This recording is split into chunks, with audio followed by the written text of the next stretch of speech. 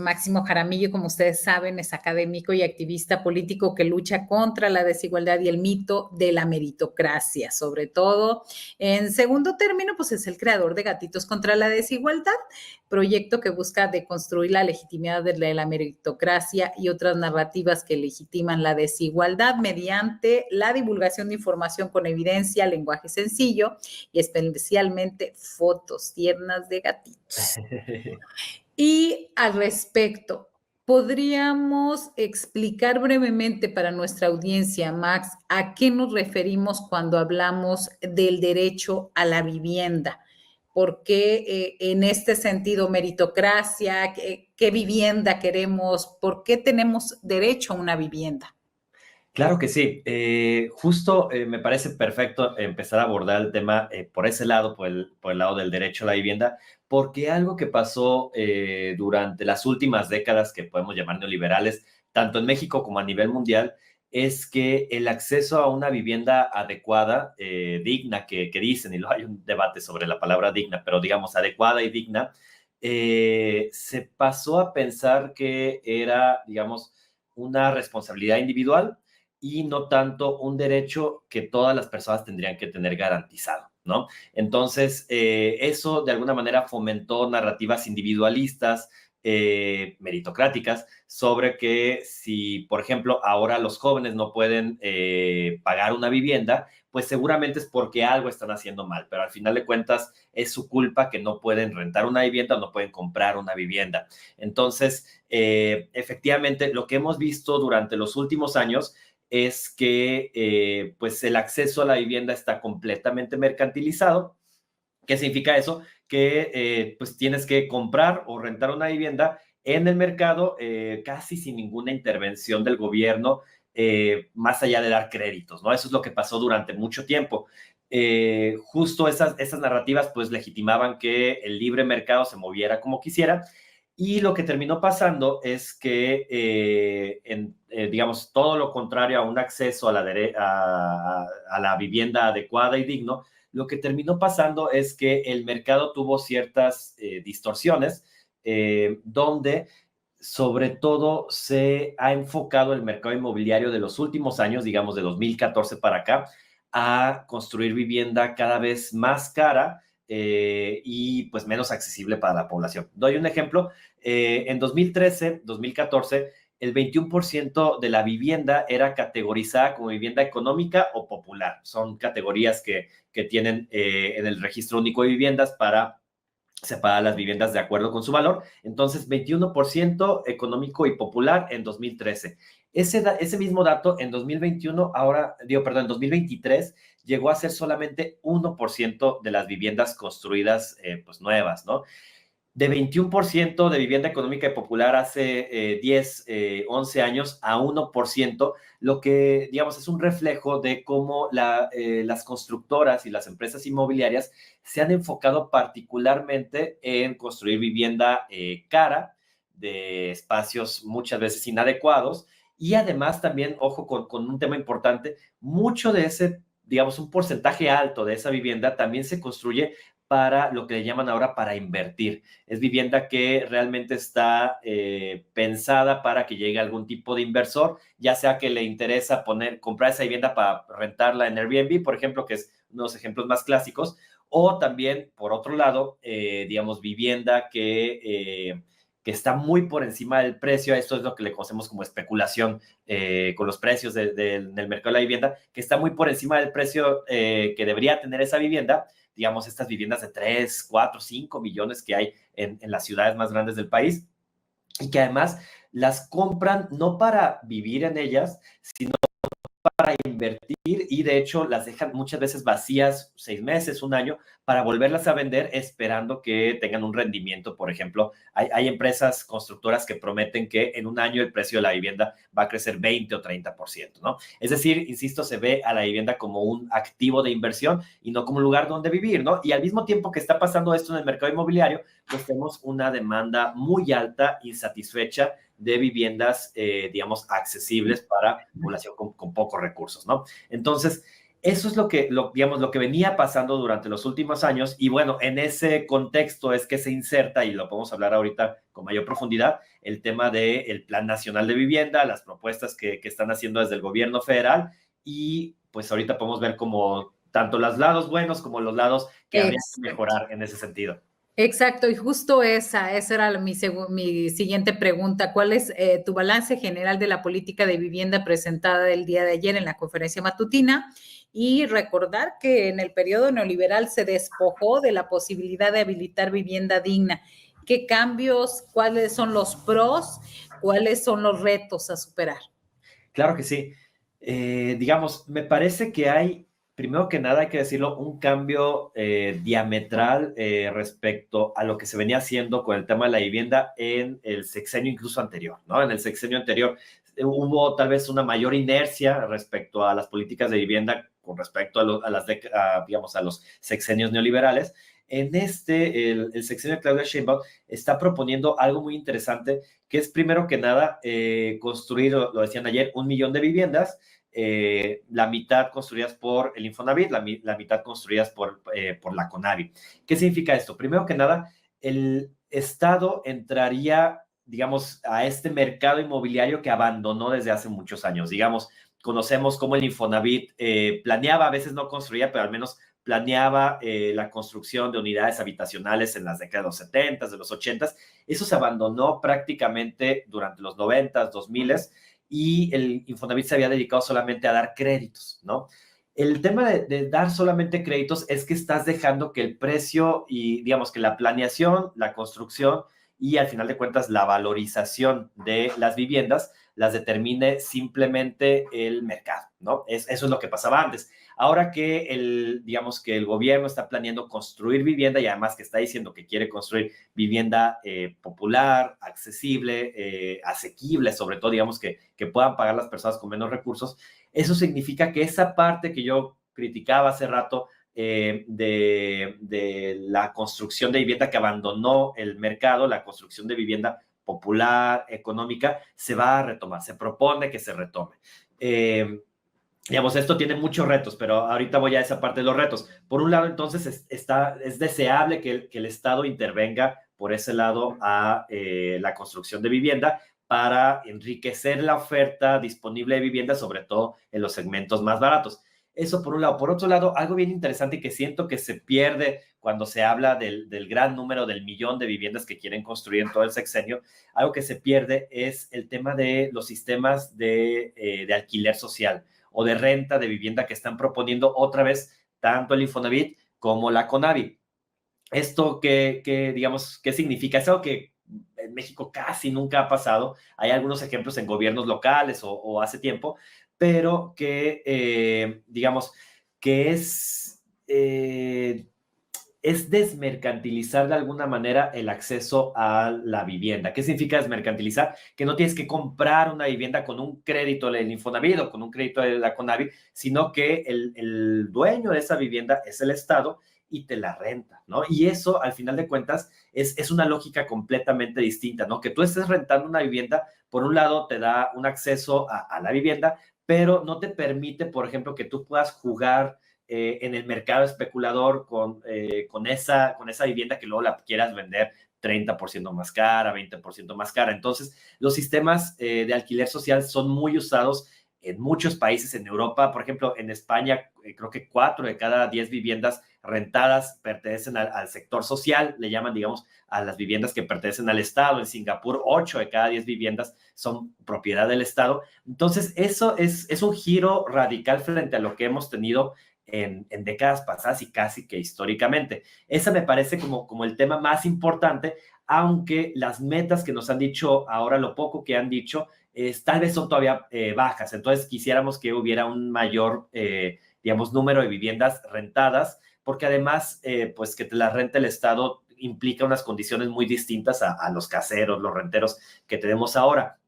El tema inquilinario es un tema que está por decirlo así, en el ojo del huracán a nivel mundial. Justo por ahí veía un comentario que estaban haciendo de España. En España acaba de haber esta gran huelga del sindicato de inquilinos, porque allá los inquilinos se reúnen entre muchos inquilinos y buscan negociar de manera, digamos, de manera compartida para tratar de tener un mayor poder de negociación frente a los renteros, ¿no? Y frente a la clase rentera, le llaman. Y pues ante las problemáticas que están teniendo para el acceso a la vivienda ya, lo que están proponiendo es incluso una huelga de rentas, ¿no? Huelga de alquileres, que es mientras no mejoren las condiciones del alquiler para los inquilinos, pues vamos a dejar de pagar en conjunto. Un video muy compartido por el medio El País, que entrevistan a la encargada de la comunicación de este movimiento, dice que, pues claro, si un inquilino deja de pagar al rentero, pues ese es un problema para individual, digamos, pero cuando es todos los inquilinos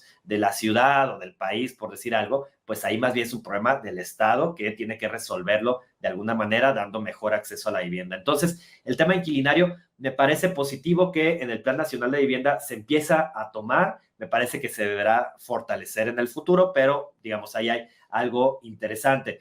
Y además, digamos, entre los retos que me parece que quedan está el tema de, digamos, de que tendrá que tener una planeación muy detallada, muy a profundidad, muy cautelosa el gobierno federal y, digamos, en colaboración con los gobiernos locales para elegir, digamos, el suelo adecuado donde construir la vivienda que, pues, se supone que quieren que esté cerca de servicios públicos, de transporte y demás.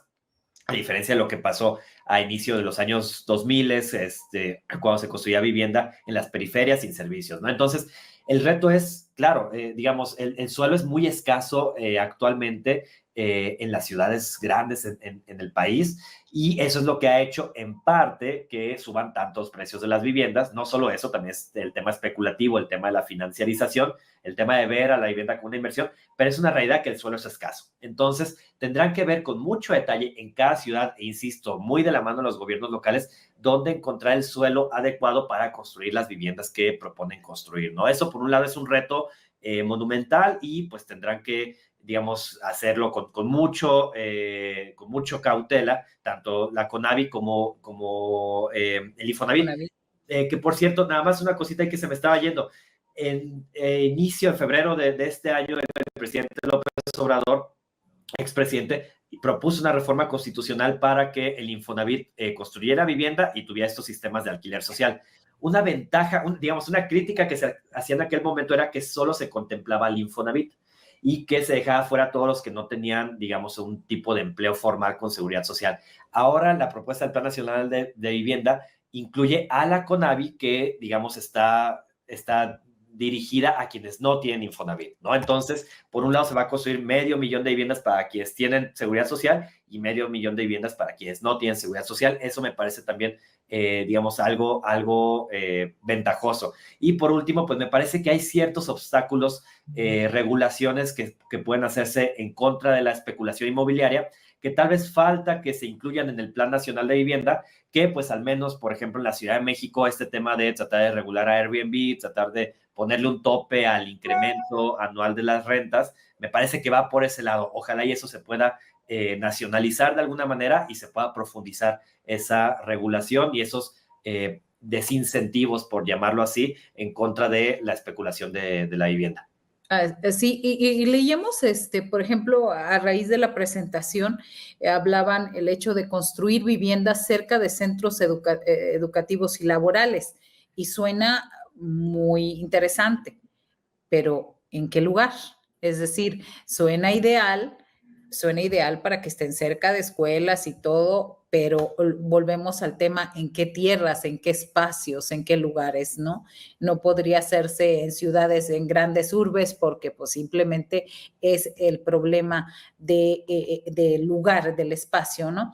También leíamos un par de críticas que señalaban que no se clarificó del todo respecto a la construcción de la vivienda social, el tamaño, las tasas de interés y otros aspectos respecto a la viabilidad de este programa de vivienda de esta magnitud.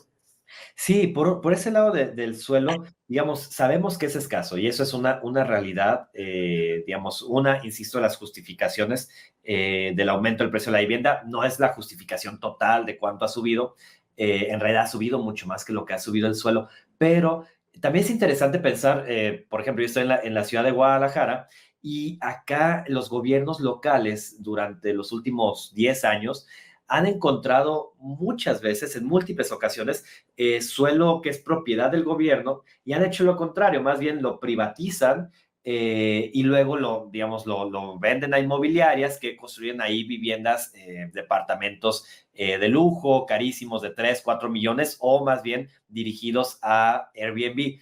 Dirigidos a Airbnb es un tema interesante y tiene que ver con el segundo comentario que decías, porque, digamos, son diferentes las características de un departamento, digamos, de una vivienda en la que se supone habitará de manera, digamos, de largo plazo, le llaman, una familia, frente a las, digamos, especificaciones arquitectónicas que tiene una vivienda en la cual se espera solo que se use como un hotel, de alguna manera, que lleguen ahí 3, 4 días y se vayan las personas que estén ahí, ¿no? Entonces, algo que ha pasado, un ejemplo muy claro es un terreno que era público, era propiedad del gobierno de Zapopan, acá en Jalisco, frente a los Arcos de Zapopan, digamos, es la zona más céntrica del centro histórico de la ciudad.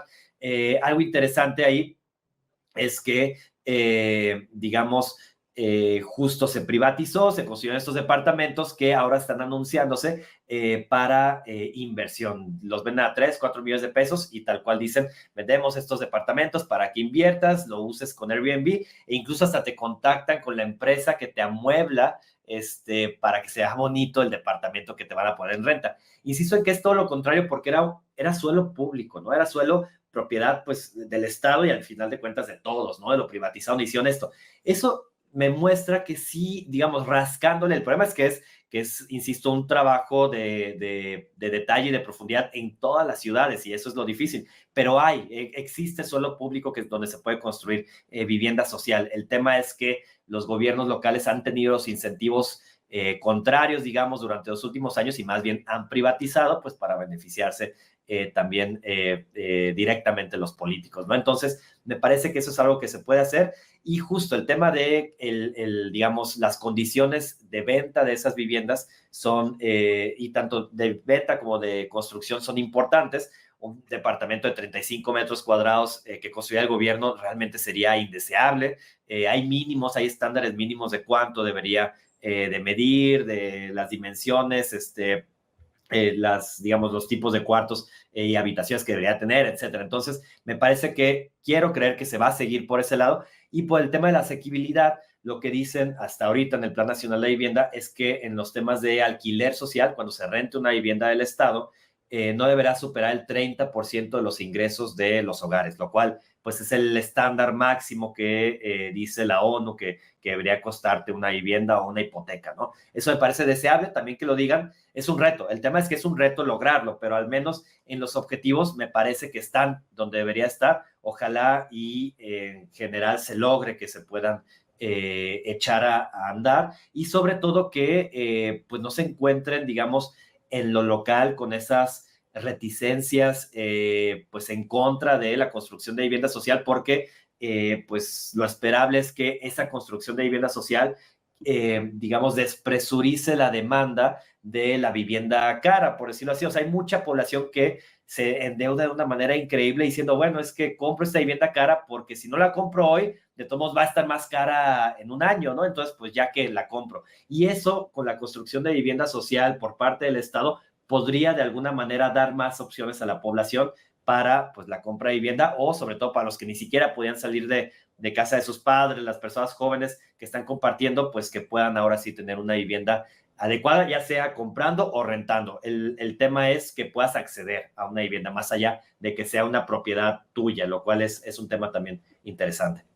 Así es, Max, pues muchas gracias por tu información y por todo esto que nos ilustras. Y en otros temas, pero gente que te sigue en las redes sociales, Álgebra dice, Máximo tiene una postura sobre los premios Nobel de Economía y los premios Nobel en general, me imagino. lo escribió en X. Estaría bien, a ver, cuéntanos. Yo ya te estuve leyendo desde ayer, pero a ver, cuéntanos, ¿por qué de pronto parece que todo en el mundo científico, todo se detiene para escuchar quiénes son los ganadores de los premios Nobel en diferentes áreas? Bueno, es que justo, como bien dices, al final de cuentas, los premios Nobel de Economía, que además le llama un colega, estaba viendo en Facebook, le llamaba el falso Nobel, porque tal cual los otorga la misma institución de los Nobel, pero este premio no, se llama Premio Nobel de Economía como tal, tiene un nombre ahí larguísimo en sueco, sueco creo que es. Pero bueno, el tema es justo que, digamos, es, pues al final de cuentas, una vitrina de digamos, de reconocimiento dentro de la economía, la ciencia económica mainstream, le diría, ¿no? O ortodoxa, lo cual, pues desde ese lado es un tanto criticable, es como, por ejemplo, querer creer que las mejores películas que existen son las que premian los Oscars y pues realmente es algo mucho más complejo que eso, pero digamos, más allá de esa crítica, algo interesante es que en los últimos años esos premios se han empezado a otorgar a investigadores, investigadoras, por cierto, 2 en los últimos 6 años, cosa que no había pasado desde hace décadas, que no necesariamente son como los más representativos de la economía ortodoxa de los 80s, de los 90s, de los 2000s, digamos, la más, pues por ponerlo así en términos tal vez muy coloquiales, la más neoliberal, ¿no? Se ha empezado a expandir. Entonces, digamos, la crítica hacia los premios Nobel tal vez se puede empezar a flexibilizar un poco, pero justo en este caso, y yo ponía ahí la pregunta en Twitter y en redes sociales como una duda real, pues de qué opinaban las colegas y los colegas que conocían tanto de los autores como en general de la ciencia económica y del institucionalismo, que digamos estos autores premiados son representantes de la corriente del institucionalismo económico, pues en la ciencia económica obviamente, y es interesante porque por un lado es, digamos, reconocer la importancia de que la economía tiene que ser interdisciplinaria, digamos, que tiene que beber también de la historia, de la sociología, de la ciencia política, ¿no? Eso me parece deseable que se premie, por un lado, que se reconozca. Por otro lado, el tema del institucionalismo en la economía, pues eso, digamos, resalta las dependencias históricas y políticas que tiene las mismas políticas económicas, ¿no? Entonces, eso también me parece muy deseable que se reconozca. Yo tal vez lo que decía, y me parece que algunas personas coinciden, seguramente no todas, es que estos autores en específico son unos representantes del institucionalismo que critican, por ejemplo, el colonialismo, digamos, en sus inicios, justo las relaciones de desigualdad que se crearon entre los países. Uno de sus libros más famosos es Why Nations Fail, perdón, digamos, por qué fracasan los países, algo así lo tradujeron en español, y básicamente lo que dicen es que como herencia de esa colonia, en algunos países se construyeron instituciones extractivas, por un lado, y en otros países se construyeron instituciones, digamos, como inclusivas, por decirlo de alguna manera distinta, que, digamos, profundizan las desigualdades respecto a las élites económicas locales en estas instituciones extractivas. El ejemplo claro es Latinoamérica, África, el sureste de Asia, mientras que en países excolonizados como Estados Unidos, ahí se trata de otro tipo de instituciones que crearon.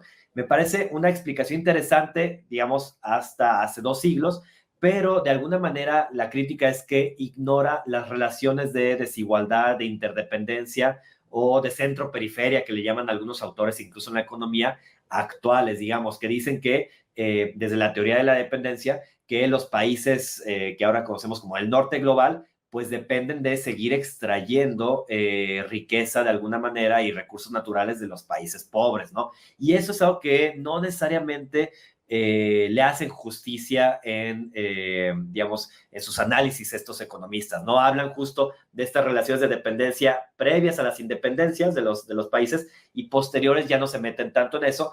Y pues la crítica es que hay mucha ciencia económica, además de sociología y otras ciencias sociales, que han encontrado justo en esas relaciones de dependencia de centro-periferia, digamos, las razones por las cuales sigue existiendo lo que antes llamaban el subdesarrollo y el desarrollo de otros países, ¿no? Entonces, más o menos por ahí va la crítica. Entonces, pues muy bueno que se empiece a reconocer a economistas no, digamos, no de los más ortodoxos, pero pues la crítica es que estos economistas siguen hablando de digamos, del institucionalismo desde un lado que algunos dicen le sigue lavando la cara a los países occidentales en la actualidad y pues le echa la culpa un poco a las instituciones locales de los países de alguna manera no del norte global, como México, por ejemplo, le siguen echando la culpa respecto a pues, los resultados negativos que tenemos y pues la desigualdad que existe todavía en el mundo. Institucionalismo de Sambors, te contestaron por ahí, así que ahí es. Institucionalismo de Sambors, dijeron algunos, efectivamente, pues para decir que sigue siendo mainstream de alguna manera, pero bueno, pues lo podemos ver medio vacío, medio lleno el vaso, al final de cuentas la crítica está ahí. La discusión siempre es interesante. Gracias, Max Jaramillo, por estar hoy con nosotros. Muchas gracias, y también un saludo a Camila y a quienes estaban comentando ahí que conocen a Gatitos contra Desigualdad. Ahí pueden encontrar todos estos análisis con mucho gusto. Y gracias, Marta Olivia, seguimos por acá. Gracias, muy buen día.